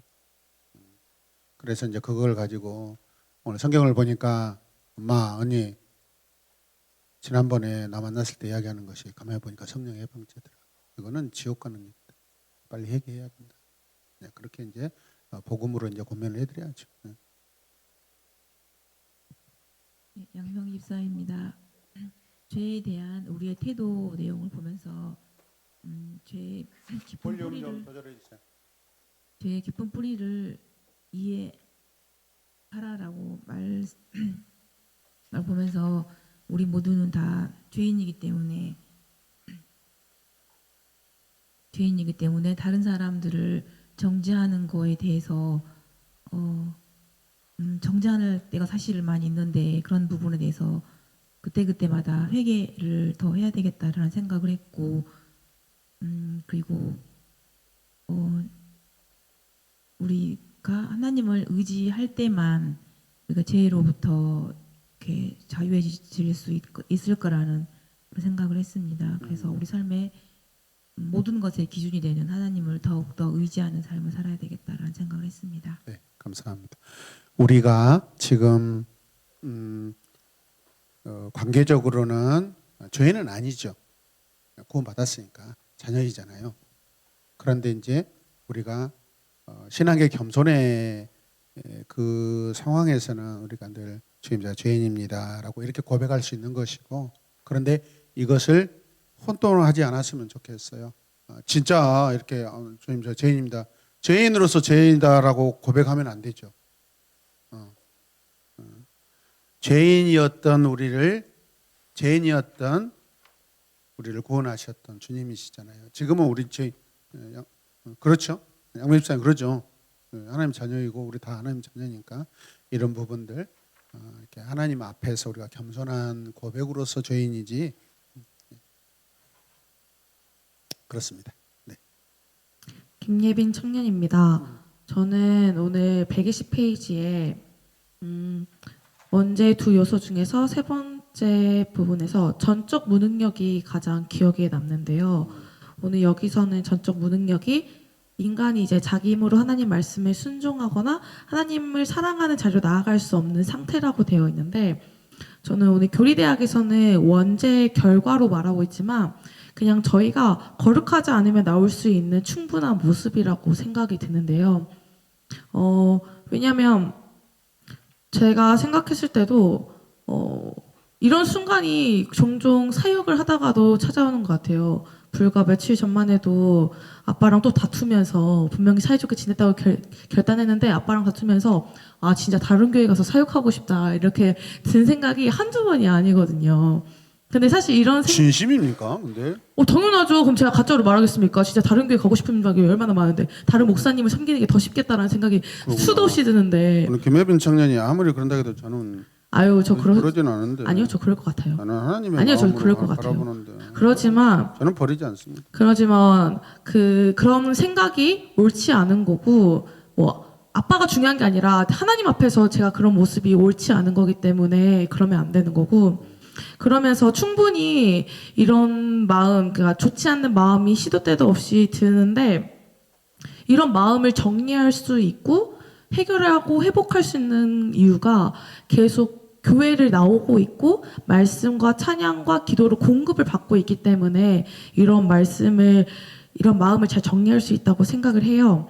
그런데 그래서 오늘 어떤 생각이 들었냐면, 그래서 시험 드는 성도가 나왔을 때 하루빨리 교회를 데리고 와야 되는 이유가 이런 거구나.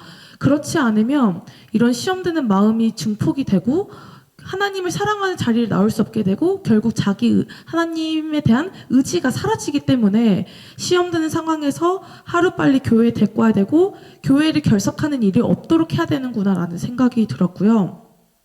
그러면서 죄에 대한 허용을 우리가 결코 가볍게 여겨서는 안 된다. 비록 예배 자리에 한번 빠지는 거고 기도 자리에 한번 빠지는 거지만 그런 결석에 대한 우리가 가벼움을 갖게 되면은 이런 것들이 누적이 되고 결국 우리가 예배 자리에 안 나오는 상황까지 오게 되겠구나라는 생각이 들었는데요.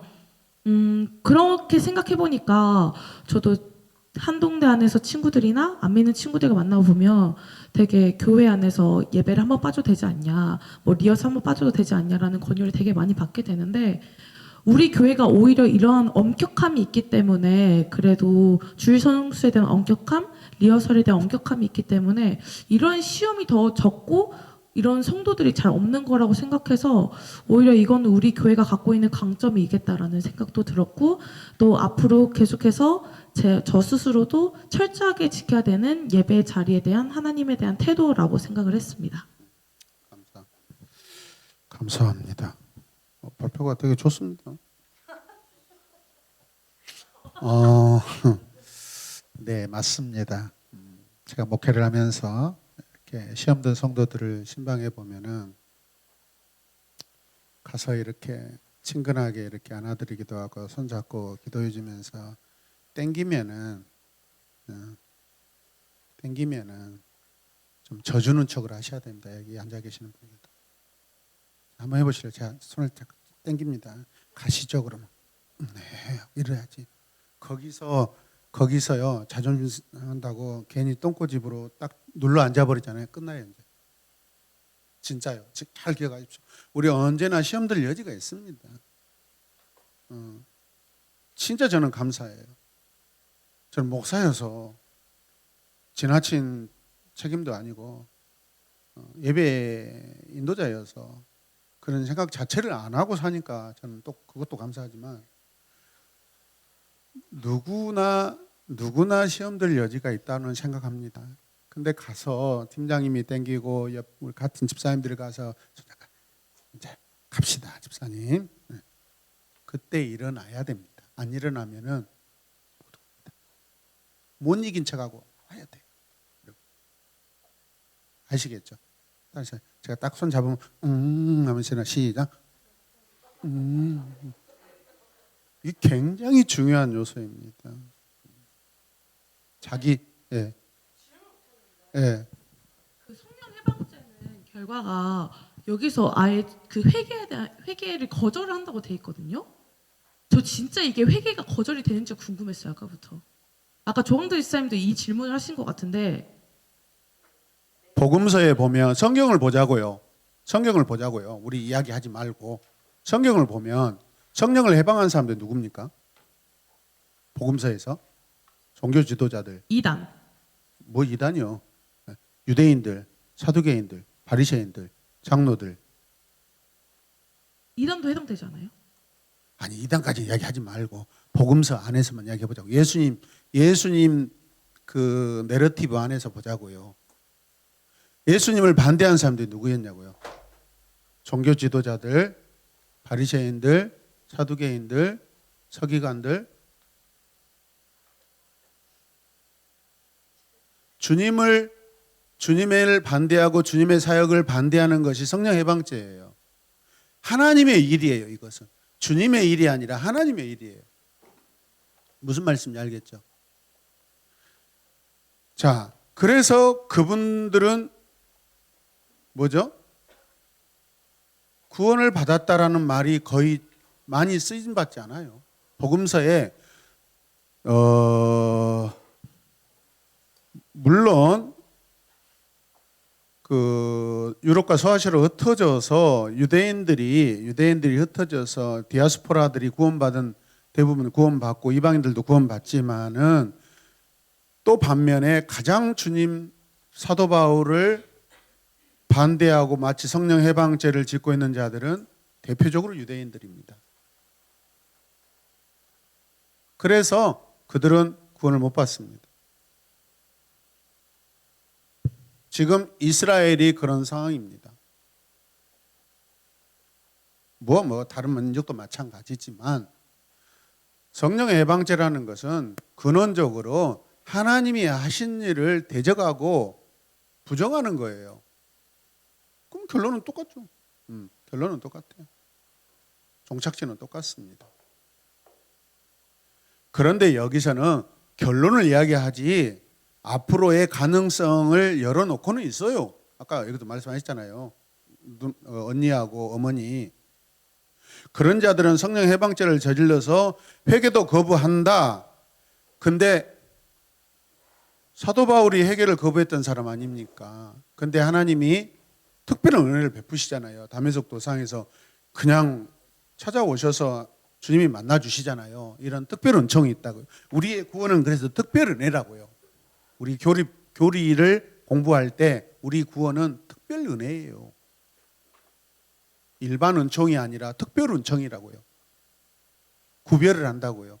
구원은. 그 성령을 해방했던 유대인 중에서 예수님께 돌아온 사람이 있었다 없었다? 있죠. 있죠. 그러니까 그렇게 하면 안 된다라는 거죠. 해방하는 것이고 영원히 멸망받을 심판받을 그런 자리에 서게 된다라고 하는 거죠.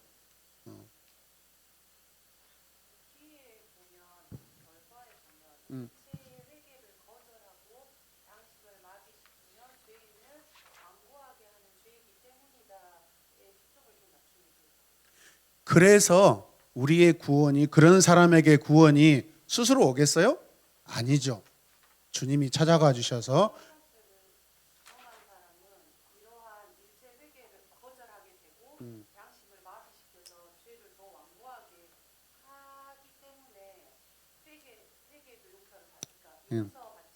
나타나는 특징을 말하는 거예요. 그런다고 그런 사람이 구원받은 자도 있죠.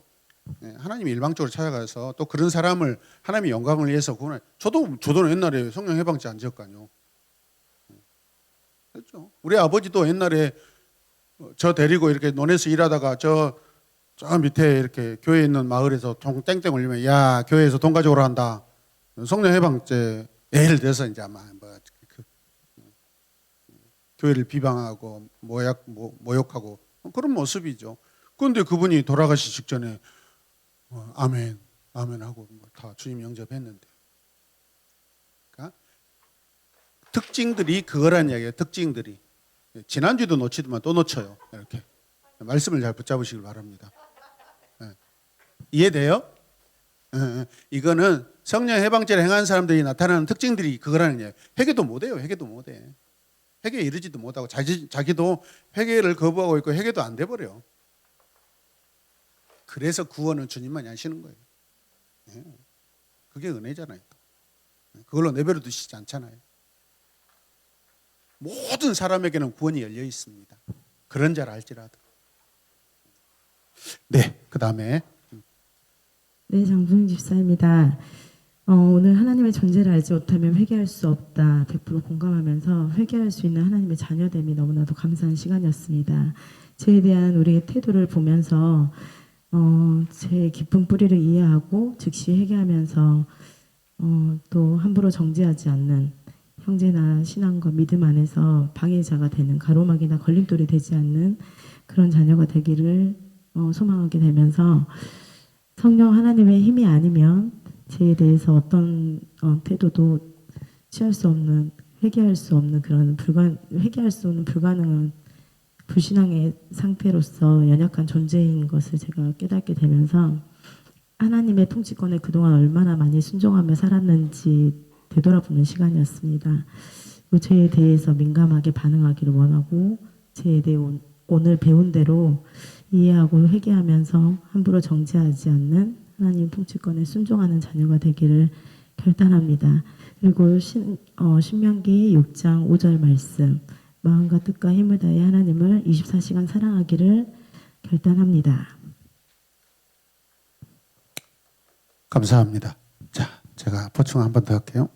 그래서 우리 가끔 드라마를 보면은요, 예전에 군사정권 안에서 그 막 특별히 데려가 가지고 이렇게 뭐 했던 거 뭐였죠? 그 부대 군대로 데려가고 격리시켜 가지고 무슨 삼천교육대 그런 드라마를 보면은 간부로 있으면서 막 때린다고요. 그래가지고 은퇴하고 나중에 자기 인생을 돌아봤을 때 그 막 그냥 자기도 어쩔 수 없이 때리고 관리할 수밖에 없던 입장에서 했지만은 인생을 뒤돌아보니까 후회가 되고 이거는 회개가 아니라 후회가 되고 인생으로서 후회가 되고 이제 심령이 가난한 자가 돼가지고 말랑말랑하단 말이야. 좀 미안하고 죄송스럽고. 그래서 옆에 사람한테 자기 부인한테 나 요즘에 힘들다, 내 심령이 힘들다. 막 그냥 옛날에 국가에 속해서 국가가 하락해서 했지만은 내 개인 인간 양심으로는 참 내가 잘못했다 하면서 그럴 때 어찌하죠? 예를 들어서 이렇게 역전이 일어나잖아요.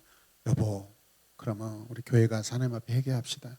그래서 또 구원받은 사람도 나와요. 그러니까 강팍하면은 정말 답이 없어요. 근데 기본적으로 본연의 자연 인간이라 할지라도 양심에 정말로 그 화석화가 되지 않아야 된다라는 이야기예요. 적어도. 네. 최종환 집사입니다.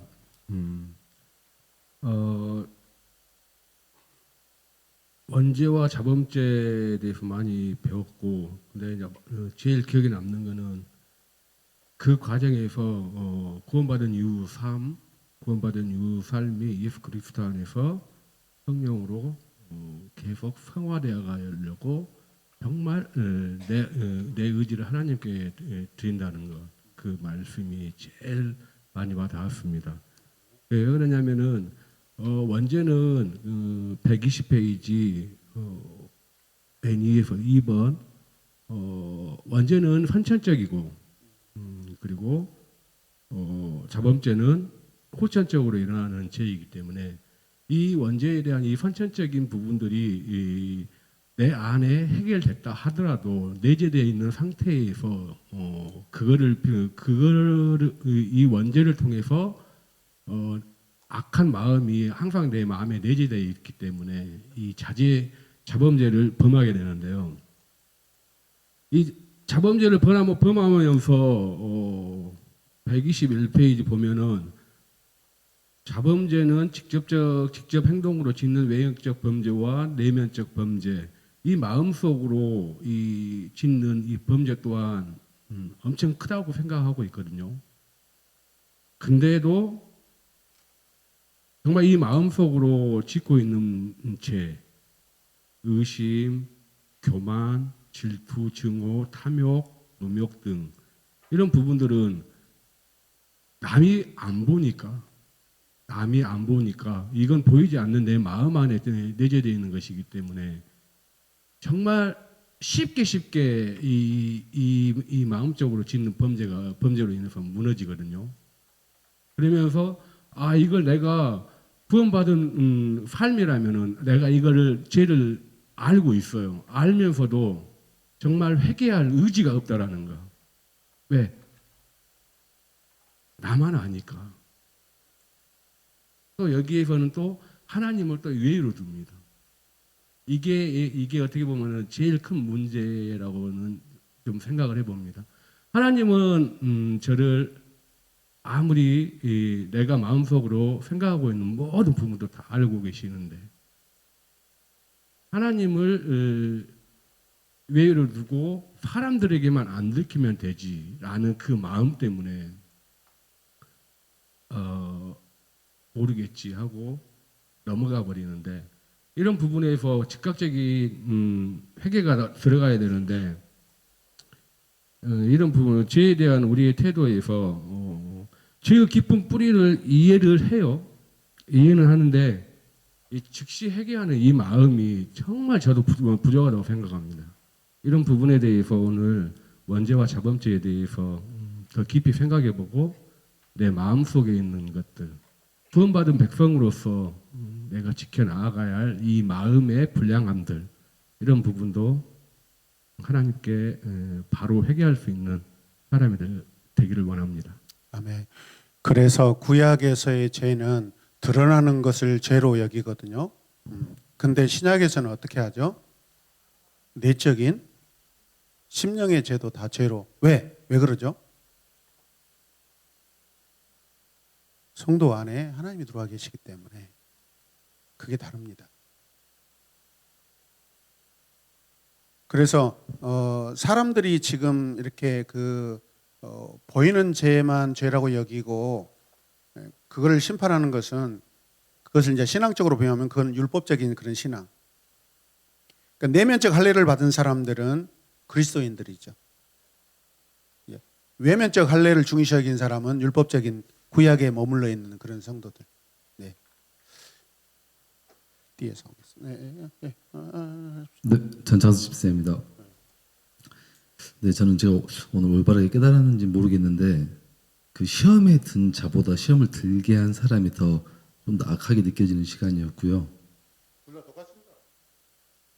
저는 성령 해방죄 보면서 그 시험에 들게 한 사람이 시험에 들게 한 사람으로 인해서 시험 든 사람이 성령 해방죄를 범하게 될 확률이 더 크구나라고 좀 많이 깨달았거든요. 그거는 이제 뭐 책임을 저한테만 돌리고 본인은 책임을 안 지겠다라는 그런 뜻인 것 같은데. 그래서 정말 저의 그 행동과 이런 말과 나의 그 모든 것들로 인해서 누가 시험에 들지 않기를 또 원하고 또 이렇게 성령 해방죄를 나를 범하지 않기를 또 간절히 소망합니다. 이상입니다. 아멘. 감사합니다. 네. 최빈나 집사입니다. 아주 좋아지고 있어요. 아주 좋아졌어요. 기억력이 좋네. 저는 그 전적 부패와 전적 무능력에서 그 목사님께서 하나님과 관계없는 선을 베푸는 것은 구원의 관점에서는 그 죄와 같다고 말씀하셨잖아요. 그래서 이거를 들었을 때 어렸을 때 제가 좀 이해를 못했었거든요. 그래서 제 기억으로는 어렸을 때 뭐 유명한 인물 중에서도 뭐 예수님을 믿지는 않지만 그 선을 행했던 사람들이 되게 많잖아요. 그래서 그런 사람들은 죽으면 천국을 가냐 안 가냐 좀 약간 이런 걸 많이 궁금해서 물어봤던 것 같아요. 그래서 그때는 천국에 못 가지라고 했을 때 사실 이해가 잘 되지는 않았어요. 근데 이제 오늘 이 말씀을 전적 부패와 전적 무능력 이거 목사님이 설명해 주는 걸 들으면서 이런 관점을 그때 나는 이제 어리고 미숙하고 잘 모르니까 이해를 못했지만 지금은 그래도 이게 하나님과의 관계와 또 하나님이 우리를 구원의 그 관점에서 본다면 이게 아무리 착한 일을 행해도 이거는 악한 거기 때문에 이 부분에 대해서 좀 아이들에게 잘 가르쳐 줘야 되겠다라는 생각을 또 많이 했고요. 그리고 여기 자범죄 정의 여기에서 알고 지은 죄 모르고 지은 죄 사실 저는 모르고 지은 죄는 없다고 생각을 하거든요. 뭐 어린 아이 때나 이게 죄가 모르니까 이제 짓는 거는 모르고 지은 죄가 있다고 하지만 사실 성인이 되고 나서 자기가 하는 행동에 대해서는 알고 지은 죄가 사실은 거의 죄 중에 99% 이상이지 모르고 지은 죄는 거의 없다고 저는 좀 약간 생각을 하는 거여서 그래서 어쨌거나 우리가 이런 죄를 범하면서 우리가 삶을 살아가지만 예수님께서 우리의 죄를 사하기 위해서 속죄 제물이 되셨다는 걸 믿고 또 죄를 짓지 않으려고 예수님을 따라가기 위해 우리의 삶을 조금 돌이키면서 닮아가려고 한다면 그것이 하나님이 보시기에 좋은 삶일 것 같다라는 생각이 들어서 참으로 유익한 시간이었습니다. 네, 감사합니다. 알고 지은 죄, 모르고 지은 죄를 좋은 어떤 비유로 한다면 선진국과 후진국의 그 기준은 돈이 많냐 적냐가 아니에요. 문화가 얼마나 성숙한가 덜 성숙한가예요. 후진국에 가면은 차이가 뭐죠? 죄의 문화들이 강해요. 그거에 대한 처벌도 약하고 당연하다고 생각하고. 근데 선진국은 뭐죠? 시민들의 의식 그 수준들이 높습니다. 법도 더 그렇게 높게 제정돼 있고 사람의 윤리와 생각과 행위가 성숙도가 훨씬 높습니다. 그런 차원에서 한번 생각해봐도 좋을 것 같습니다. 이주연 집사입니다. 저는 오늘 자범죄에 대해서 좀 보면서 직접 행동으로 짓는 외형적 범죄 그리고 또 마음속으로 이루어지는 내면적 범죄를 보면서 좀 경각심을 갖게 되었습니다. 자범죄가 쌓이고 쌓이면 구원받지 못하는 결과에 이를 수 있다는 것, 좀 경각심을 갖고 항상 내 삶의 주인이 하나님이라는 것, 신뢰의 관계를 계속해서 유지해 나가는 제가 되길 또 결단하는 시간이었고 또 결론에서 그리스도께서 우리 죄를 사하기 위해 속죄제물이 되셨다. 우리는 그리스도 안에서 죄를 받는다. 그 용서에는 예외가 없다. 여기에서 좀 또 피식 웃음도 나오고 감사했던 부분이 무식죄뿐만 아니라 여기에서 무식했던 그 저의 옛 모습들을 좀 생각하면서 그 고등학교 졸업하고 예배 드리는 게 너무 귀찮아서 세상 속에 가면서 나는 무교다라고 선포했던 나의 그 무식했던 그 죄들을 또 하나님께서 용서해 주셨다는 것 또 감사하는 시간이었고 또 이제 좀 오늘 그 죄의 결과와 우리의 태도에서 목사님께서 우리 공동체, 사회, 국가를 위해 좀 기도하는 자가 돼야 된다는 부분에서 저는 우리의 공동체는 기도를 좀 많이 하는데 사회와 국가를 위해 기도하지 않았던 나의 모습을 보면서 좀 더 그게 그 세상 속에 그 죄는 주님 오실 때까지 존재하며 또 나는 그 죄를 내 죄로 여기고 대표성을 가지고 기도해야 되겠다라는 것을 조금 더 마음 깊이 새기는 시간이었습니다. 또 함부로 정죄하지 말라. 참 정죄와 판단을 많이 하는 저로서 또 마음이 와닿았는데요. 비판받지 아니하려면 비판하지 말라. 너희는 비판하는 그 비판으로 너희가 비판을 받을 것이요. 이 말씀을 보면서 좀 계속해서 나를 내려놓고 누군가를 봤을 때 나의 들보를 먼저 빼어내는 그런 자가 돼야 되겠다라는 것을 또 계속해서 결단하고 또 새기는 시간이었습니다. 이상입니다. 네, 감사합니다. 유라에 대해서 자범죄 짓지 마시길 바랍니다. 네. 네, 양수자 주사입니다. 저는 121페이지 결론에서 연약죄뿐만 아니라 구범죄도 용서를 받는다. 제 아무리 주홍 같은 죄라도 다 양털같이 사함을 받는다. 아멘. 하나님은 아무리 막중한 죄라도 동에서 서가 먼 것처럼 우리의 죄를 멀리 지우시고 기억도 하지 않으신다. 이 말씀에서 하나님을 만나기 전에 내 안에 항상 죄의 고리가 있었는데 그것을 하나님을 만나면서 그 죄의 고리를 끊어주신 거에 감사하는 시간이었고, 또 120페이지 결론에서 죄를 짓지 않는 것은 하나님을 기쁘시게 하는 것들을 분별하고 사랑하고 선택하는 것이 죄를 짓지 않는 것라고 저 나름대로 결론을 지었습니다. 감사합니다. 네, 고맙습니다. 장정민 집사입니다. 저는 오늘 자범죄에서 그 내면적인 범죄 부분 나왔을 때 난데 이랬거든요. 그래서 다시 한번 좀 저를 돌아보는 시간이 되었어요. 그래서 제 마음속에 있는 이런 의심, 탐욕, 남을 정죄하는 그런 증오, 질투, 이게 다 해당되는 것 같아요.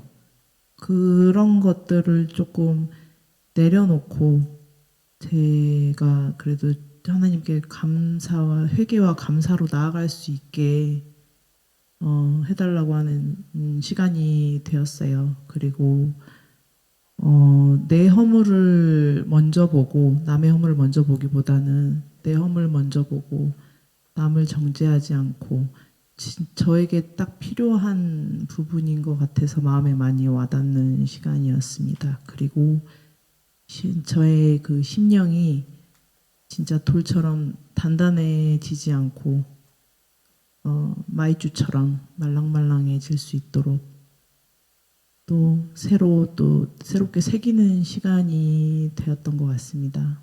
감사합니다. 네, 감사합니다.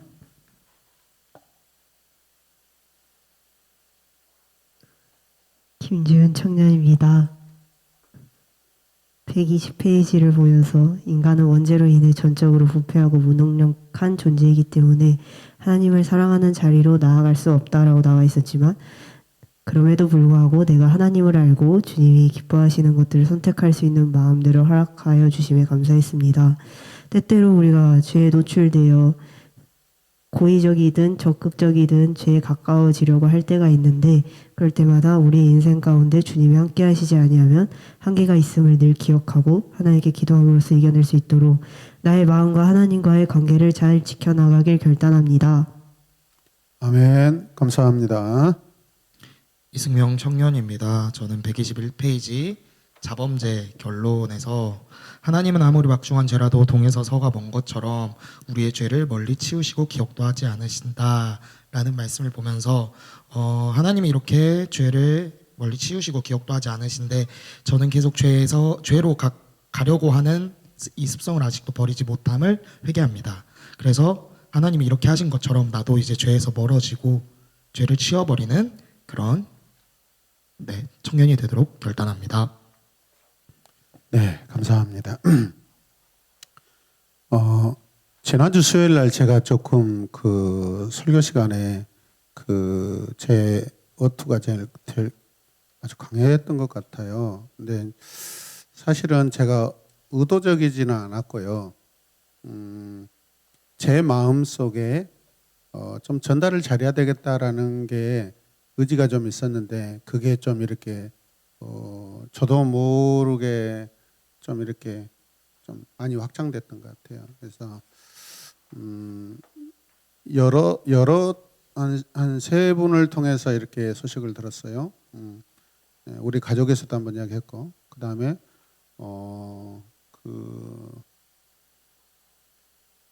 순천의 목사님이 설교 끝나고 왔는데 아직도 자기 설교하고 있더라고 하면서 오늘 왜 이렇게 얼굴을 이렇게 막 벌글벌글하면서 이렇게 설주셨어요? 내가 그냥 잘 전달하려고 했는데 이제 막 그런 식으로 이야기했는데 이제 그 하여튼 한 세 방향에서 이런 이렇게 그 저에게 피드백이 들어와서